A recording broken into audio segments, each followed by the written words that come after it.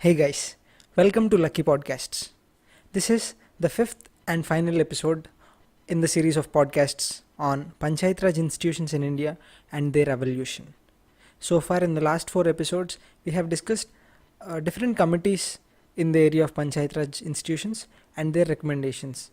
And we have spoken a little about the evolution process that took place over time.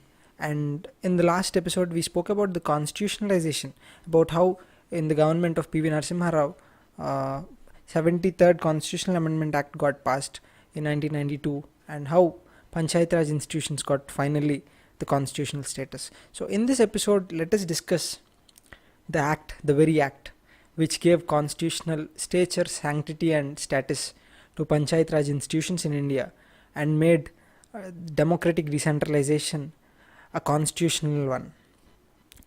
Let us first discuss its significance, why this act is important, and then we will speak about very few important features of the act. For example, the act gave Gram Sabha, it provides for Gram Sabha, and then it provides for a three-tier system across the country, at village level Gram Panchayat, at intermediate level Panchayat Samitis, or Panchayat Samitis which are actually called in Telugu states of Andhra Pradesh and Telangana as Mandal Parishads.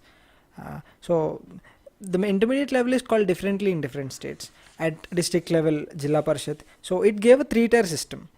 And the other features are it provided for reservation of seats for scheduled castes and scheduled tribes. It actually set a duration of panchayats, which is 5 years, and then it gave a way of how members and chairpersons of these bodies should be elected.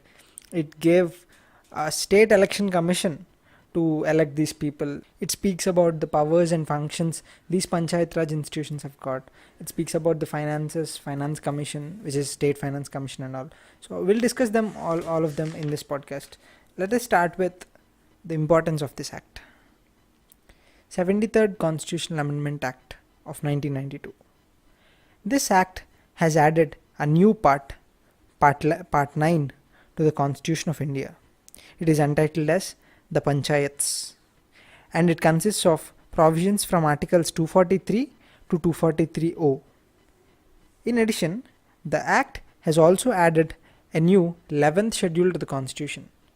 This schedule contains 29 functional items of the Panchayats. It deals with Article 243G. This Act has given a practical shape to Article 40 of the Constitution, which says that the state shall take steps to organize village panchayats and endow them with such powers and authority as may be necessary to enable them to function as units of self-government. This actually was Gandhiji's vision, so that he would always say that India lies in villages. So this Article 40 is a part of Directive Principles of State Policy, which was actually a vision of Mr. Gandhi. So the Act gives a constitutional status to the Panchayati Raj institutions. It has brought them under the purview of the justiciable part of the Constitution. In other words, the state governments are now under constitutional obligation to adopt the Panchayati Raj system in accordance with the provisions of the Act. Consequently, neither the formation of panchayats nor the holding of elections at regular intervals depend on the will of the state government anymore. The provisions of the Act can be grouped into two categories, compulsory and voluntary. The compulsory, which means mandatory or obligatory provisions of the Act, have to be included in the state laws creating the new Panchayati Raj system. The voluntary provisions, on the other hand, may be included at the discretion of the states. Thus, the voluntary provisions of the Act ensures the right of the states to take local factors like geographical, politico-administrative and others into consideration while adopting the new Panchayati Raj system. This act is a significant landmark in the evolution of grassroots democratic institutions in the country. It transfers the representative democracy into participatory democracy.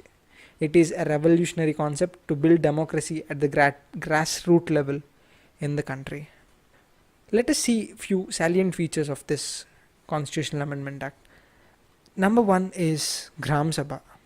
This act provides for a Gram Sabha as the foundation of the Panchayati Raj system. It is a body consisting of persons registered in the electoral rolls of a village comprised within the area of Panchayat at the village level. Thus, it is a village assembly consisting of all the registered voters in the area of Panchayat. It may exercise such powers and perform such functions at the village level as the legislature of a state determines. Second feature is the three-tier system. This act provides for a three-tier system of Panchayati Raj in every state, that is Panchayats at the village, intermediate and district levels. Thus, the act brings about uniformity in the structure of Panchayati Raj throughout the country. However, a state having a population not exceeding 20 lakhs may not constitute panchayats at the intermediate level. That is the exception. So moving on, the third feature is election of members and chairpersons. All the members of panchayats at the village, intermediate and district levels shall be elected directly by the people. Further, the chairperson of panchayats at the intermediate and district level shall be elected indirectly by and from amongst the elected members thereof.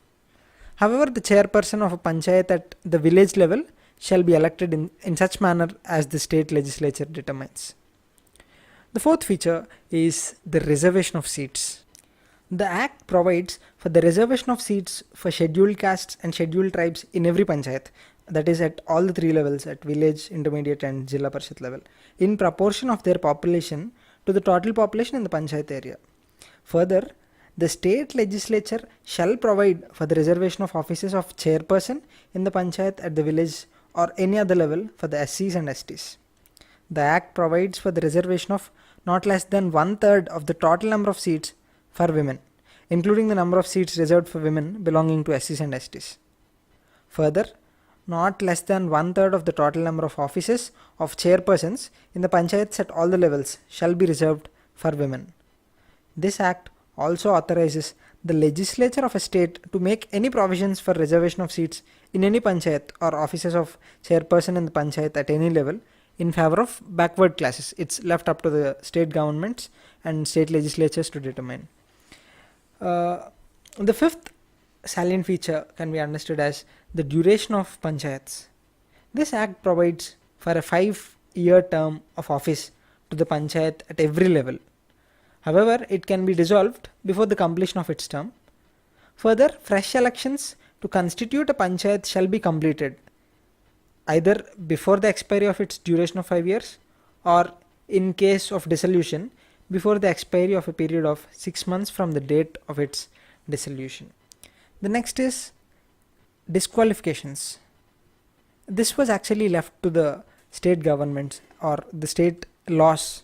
So if a person has to be disqualified, it's based on the state laws or the laws that are in force in the state that are there for the time being for the purpose of election. But however, no person shall be disqualified on the ground that he is less than 25 years of age if he has attained the age of 21 years. Further, all questions of disqualifications shall be referred to such authority as the state legislature determines. Next important feature of this act is that this act has provided for the state election commission. The superintendence, direction and control of the preparation of electoral rolls and the conduct of all elections to the panchayats shall be vested in the state election commission. It consists of a state election commissioner to be appointed by the governor. His conditions of service and tenure of office shall also be determined by the governor. He shall not be removed from the office except in the manner and on the grounds prescribed for the removal of a judge of the state high court.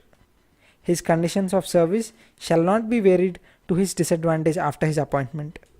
The state legislature may make provision with respect to all matters relating to elections to the panchayats.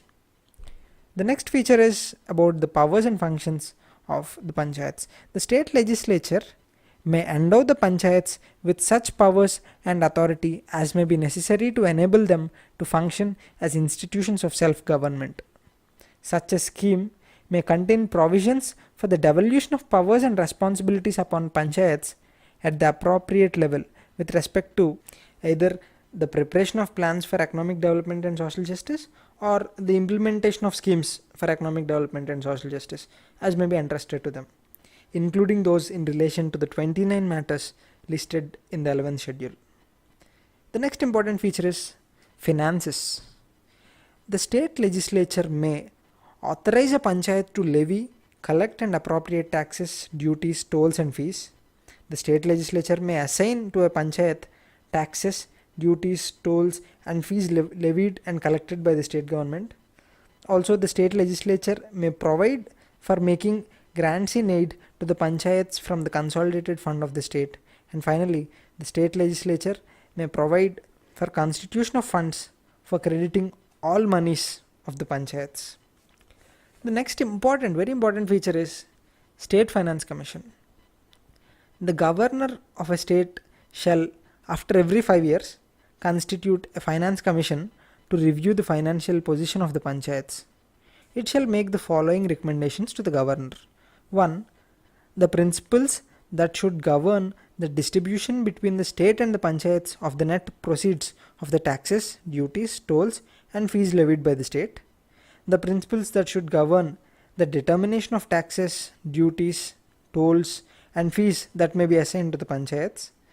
The principles that should govern the grants in aid to the panchayats from the consolidated fund of state. 2.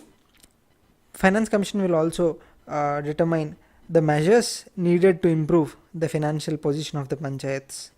And finally, any other matters referred to it by the governor in the interests of the sound finance of the panchayats.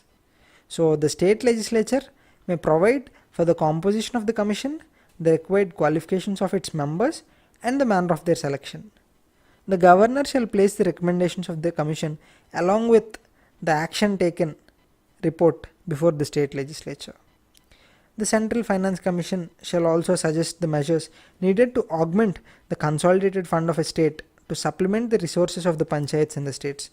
It actually is on the basis of the recommendations made by the Finance Commission of the state. Next feature is Audit of Accounts. The state legislature may make provisions with respect to the maintenance of accounts by the panchayats and auditing of such accounts.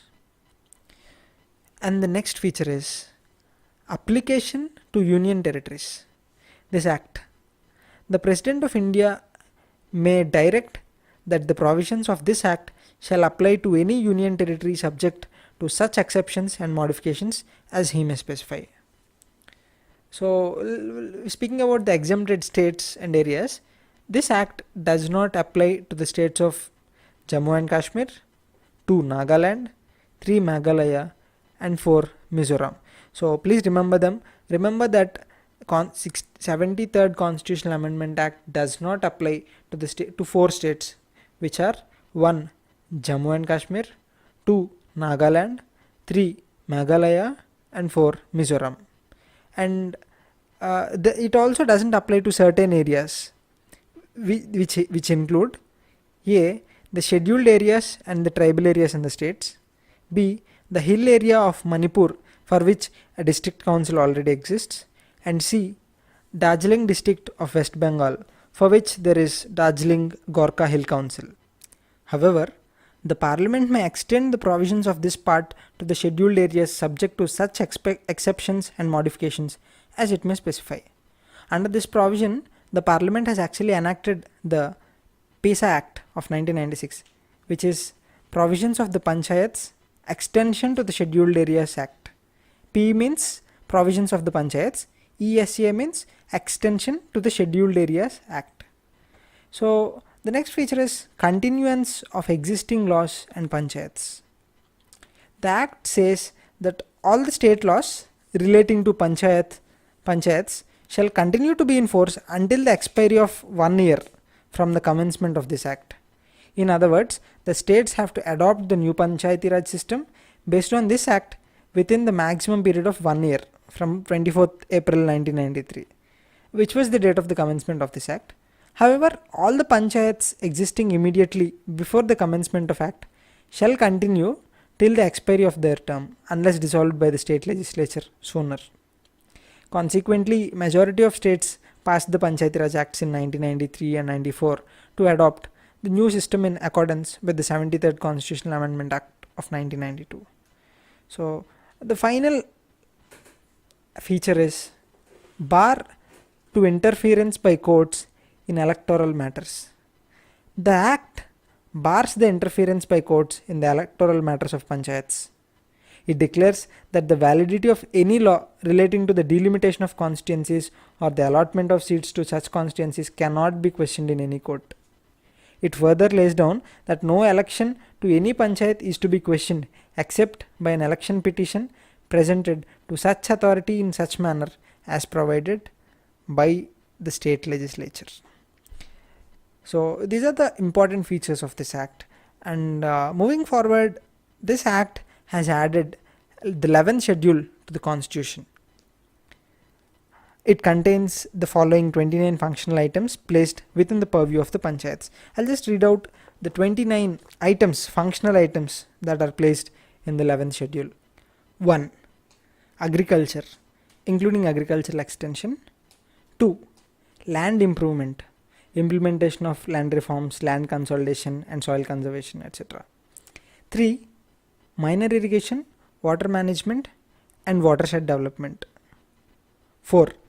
Animal husbandry, dairying and poultry. 5. Fisheries. 6. Social forestry and farm forestry. 7. Minor forest produce. 8. Small scale industries including food processing industries. 9. Khadi, village and cottage industries. 10. Rural housing. 11. Drinking water. 12. Fuel and fodder. 13. Roads, culverts, bridges, ferries, waterways and other means of communication. 14. Rural electrification including distribution of electricity. 15. Non-conventional energy sources. 16. Poverty alleviation programs. 17. Education including primary and secondary schools. 18. Technical training and vocational education. 19. Adult and non-formal education. 20. Libraries. 21. Cultural activities. 22. Markets and fairs. 23. Health and sanitation including hospitals, primary health centers and dispensaries.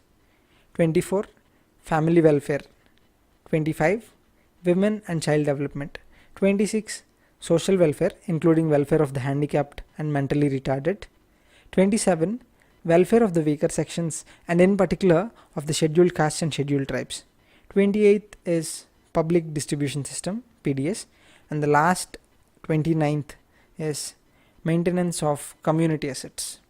So with this, the 29 functional items placed in 11th schedule come to a close, and the last part of this podcast is the compulsory and voluntary provisions that this Act sets before the states.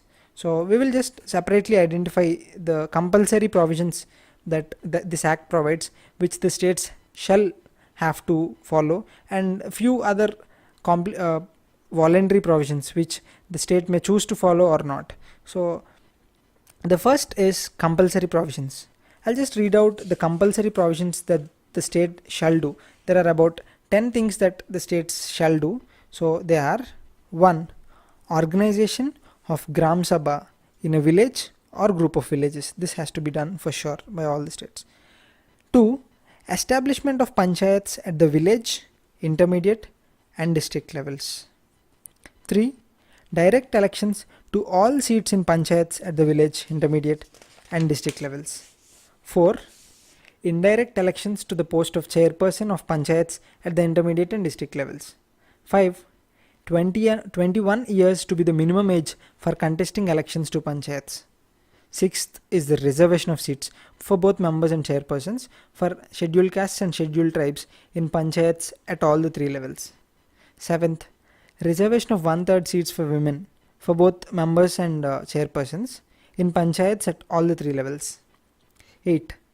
Fixing tenure of 5 years for Panchayats at all levels and holding fresh elections within 6 months in the event of supersession of any Panchayat. 9th, establishment of a state election commission for conducting elections to the Panchayats. 10. Constitution of a state finance commission after every 5 years to review the financial position of the Panchayats. So these 10 things are compulsory and the states have no choice but to follow these 10 provisions. So the other set of provisions are voluntary, and there are 5. The states can choose not to follow them. It's up to the state. So 1, giving representation to members of parliament, both the houses, Lok Sabha and Rajya Sabha, and state legislature, both the houses if they are there. If the state legislatures are bicameral, so members from both the houses of the state legislature. So giving representation to such MPs or MLAs in the panchayats at different levels falling within their constituencies. It's up to the state to do that. It can give representation or it may not. Second provision, providing reservation of seats for backward classes in panchayats at any level. Third, granting powers and authority to the panchayats to enable them to function as institutions of self-government. In short, it is up to the state to make these bodies autonomous bodies or not. So the fourth is devolution of powers and responsibilities upon panchayats to prepare plans for economic development and social justice, etc. This is about the 29 items we just spoke about, we just listened to in the 11th schedule. So the 11th schedule gives 29 items. So it's up to the state government to transfer as many items as possible to the local self-government. So the fifth and final voluntary provision is granting financial powers to the panchayats, that is to authorize them to levy, collect and appropriate taxes, duties, tolls and fees. So these are the voluntary provisions. This actually is the gist of the 73rd Constitutional Amendment Act of 1992. So after this act was passed, later in 1996, a PISA Act was also passed. As we spoke, the provisions of Part 9 of the Constitution relating to panchayats are not applicable to the 5th schedule areas. So, but the Parliament can actually extend these provisions to such areas by passing a law. So under this provision, the Parliament has actually enacted provision of the Panchayats extension to the Scheduled Areas Act in 1996. This is popularly known as PISA Act, or it's also called as the Extension Act. So with this, the Part 9 of the Constitution was extended to the scheduled areas. So, and the articles that relate to the Panchayat are from 243 to 243-0. So I think we have, if not elaborately, at least in a brief manner, covered the evolution of Panchayati Raj institutions in India, various committees that come into this area and all. We hope that this podcast series has helped you in some way in your preparation. If you like it, give it a big fat thumbs up, and if you haven't subscribed to our channel yet, please do that. So because it's free, and also because it can let you know that we made some video which can help you. And this podcast series is narrated by John Michael, that's me, and it's produced by Gujjala Chandrasekhar. Thank you so much for being a good audience, and have a nice day.